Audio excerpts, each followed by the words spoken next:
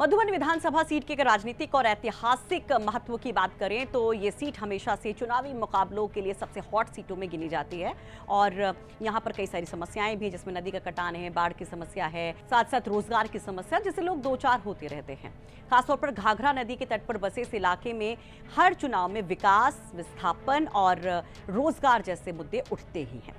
अब ऐसे में सवाल है कि 2027 में क्या होने वाला, क्या इन्हीं मुद्दों पर चुनाव लड़ा जाएगा? और अगर इन मुद्दों पर चुनाव लड़ा जाता है तो जनता किस पर भरोसा जताएगी? समीकरण क्या कहते हैं? क्या बीजेपी यहां पर अपने बढ़त को बरकरार रख पाएगी या समाजवादी पार्टी अपनी साइकिल को दौड़ा पाएगी? नमस्कार, आप देख रहे हैं यूपी किसका और आपके साथ मैं हूं सुषमा।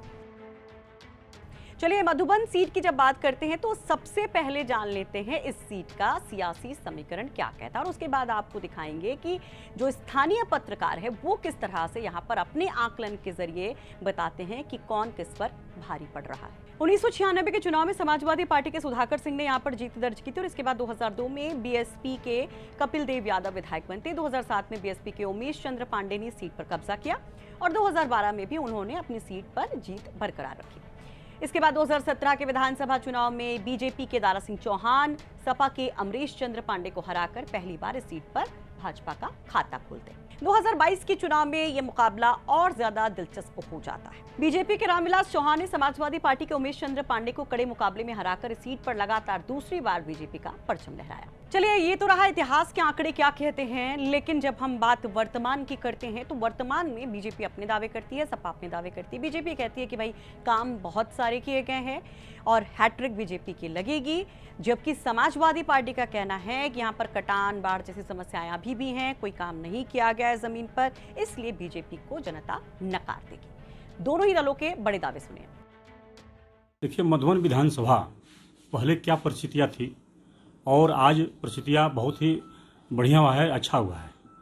और वहाँ पे उत्तर प्रदेश सरकार के लोकप्रिय कैबिनेट मंत्री माननीय A.K. शर्मा जी, उत्तर प्रदेश सरकार के लोकप्रिय कैबिनेट मंत्री माननीय दारा चौहान जी, माननीय विधायक रामविलास चौहान जी लगातार वहाँ काम पे लगे हुए हैं। क्योंकि वो देवारा क्षेत्र है, जब बाढ़ आता है तो लोग वहाँ से पलायन करते हैं, लेकिन Bharatiya Janata party double engine की सरकार वहाँ व्यवस्था बनाई है आवास के माध्यम से, चाहे उसको तोड़ने के लिए वहाँ बजट बहुत ज़्यादा पास किया गया है कि लोगों को मने असुविधा न हो, दिक्कत न हो। वहाँ आग लगी की समस्याएं रहती थी, आग लगी की समस्याएं को दृष्टि से फायर ब्रिगेड भी बना है। वहाँ थाना नहीं था रामपुर में थाना भी बनाया गया है। जो सबसे बड़ी समस्या थी बरहज से दुबारी आने के लिए, मऊ आने के लिए राम सेतु, मोहन सेतु जिसको बोलते हैं मोहन सेतु नहीं था, मोहन सेतु भी बनने के लिए उसको बजट पास कर दिया गया है। 4 लेन है, शहीद पार्क है, तमाम मने सड़कें हैं, उस पर वह काम चल रहा है। निःशुल्क राशन मिल रहा है, शौचालय मिल रहा है, आवास मिल रहा है, सुरक्षा है, विकास है। अभी माननीय पूज्य योगी आदित्यनाथ जी आए थे, 392 करोड़ रुपए उस विधानसभा के लिए 114 परियोजनाएं उन्होंने दिया है और जनता की तरफ से उनको मैं धन्यवाद देना चाहता हूं। और लगातार विकास की गति आगे बढ़ रही है। विकास के नाम पे, शिक्षा के नाम पे, चिकित्सा के नाम पे, स्वास्थ्य के नाम पे, सभी विकास के नाम पे जनता भारतीय जनता पार्टी को वोट करेगी। 2027 की चुनाव की तैयारी लगातार हमारे राष्ट्रीय अध्यक्ष जी के कार्यक्रम आ रहे हैं।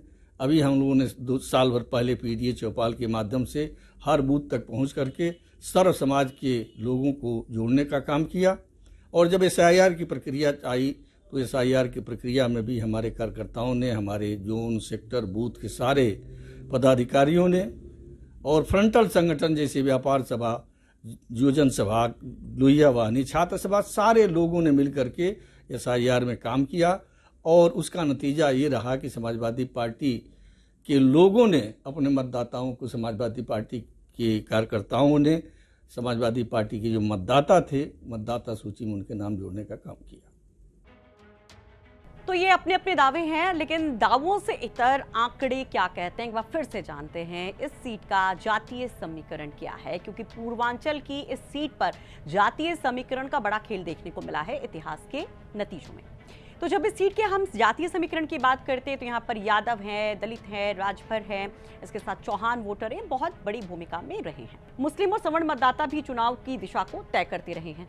यहाँ पर कुल मतदाता जो हैं वो करीब 4,10,000 बताए जाते हैं। दलित वोटर्स करीब 70,000, यादव वोटर्स करीब 60,000, राजभर वोटर करीब 25,000, चौहान वोटर करीब 24,000, मुस्लिम वोटर करीब 22,000, ब्राह्मण, भूमिहार, राजपूत, वैश्य करीब 40,000, जबकि कुर्मी, सेंथवार करीब 20,000, कुशवाहा, मौर्य, शाक्य सैनी करीब 18,000, निषाद, मल्लाह, बिंद, केवट करीब 22,000, प्रजापति, विश्वकर्मा, नाई करीब 25,000 बताए जाते हैं। अन्य समाज की अगर हम बात करें तो 57,000 के करीब वो वोटर बताया जाता है। तो हमने देख लिए इतिहास क्या कहता है, हमने देख लिया कि दावे क्या कहते हैं तमाम दलों के, और हमने ये भी देख लिया कि जातियां आंकड़े किस तरह से, यानी यहाँ पर अगर सपा का पीडीए चलता है तो ये बीजेपी के लिए बड़ी मुश्किल हो सकती है। लेकिन राजभर जिस तरह से दावे कर रहे हैं, क्योंकि वो इस बार बीजेपी के साथ थे, जो कि 22 में अखिलेश के साथ थे, तो क्या बीजेपी को और मजबूती मिलती है? इन तमाम समीकरणों को, इन आंकड़ों को और वहां की जो स्थितियां मौजूदा समय में बन रही हैं, इसको समझने के लिए जब स्थानीय पत्रकारों से हमने बात की तो सुनिए वो क्या कुछ बताते हैं। उनके हिसाब से फिलहाल की स्थिति में ऊंट किस करवट बैठता दिखाई देता है। भौगोलिक परिदृश्य कुछ उठापटक की है, उस पर कुछ कयास लगा पाना या कह पाना बड़ा मुश्किल, कह पाना मुश्किल है।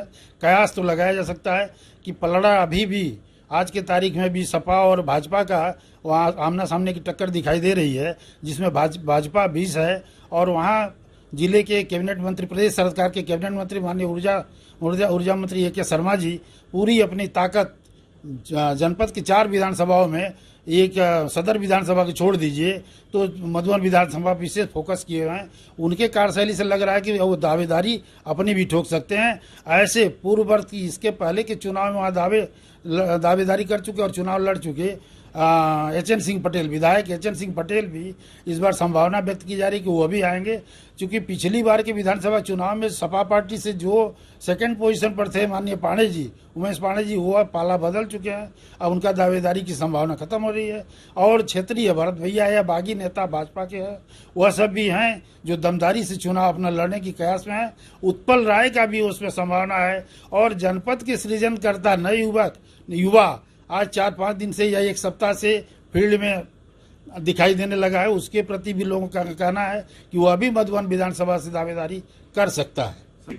मधुबन सीट पर समीकरण भारतीय जनता पार्टी और सपा की अच्छी भिड़ंत देखने को मिलेगी, अच्छी लड़ाई रहेगी।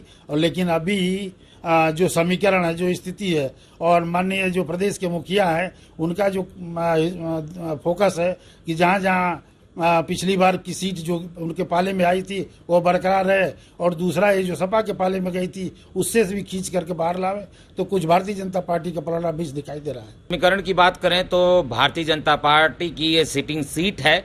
भाजपा से रामविलास चौहान वहां पर विधायक हैं, और वहीं समाजवादी पार्टी अपने टिकट में फेरबदल करेगी, क्योंकि सगड़ी से विधायक जो वर्तमान में हैं डॉक्टर H.N. सिंह पटेल, जो बढ़लगंज दोहरी घाट से करीब, जो दोहरी घाट तो मधुबन विधानसभा का क्षेत्र है, तो वो चाहते हैं कि हम मधुबन विधानसभा से चुनाव लड़ें सपा की सीट पर। तो वो अगर टिकट चेंज होता है, चूंकि उनका मिलना भी हुआ सपा मुखिया अखिलेश यादव से, और जहां तक की सूत्रों की बात करें तो अखिलेश यादव ने उन्हें क्षेत्र में रहने के लिए भी कह दिया है। वहीं बात करें बसपा की, तो बसपा से मैदान में उतर सकते हैं भरत भैया, जो कि भरत भैया पिछली बार भारतीय जनता पार्टी से बगावत कर चुनाव लड़े थे, निर्दलीय चुनाव लड़े थे, उन्हें अच्छा खासा वोट भी मिला था। तो ऐसे में लड़ाई दिलचस्प दिखेगी। वहीं कांग्रेस ने अभी अपना पत्ता नहीं खोला है।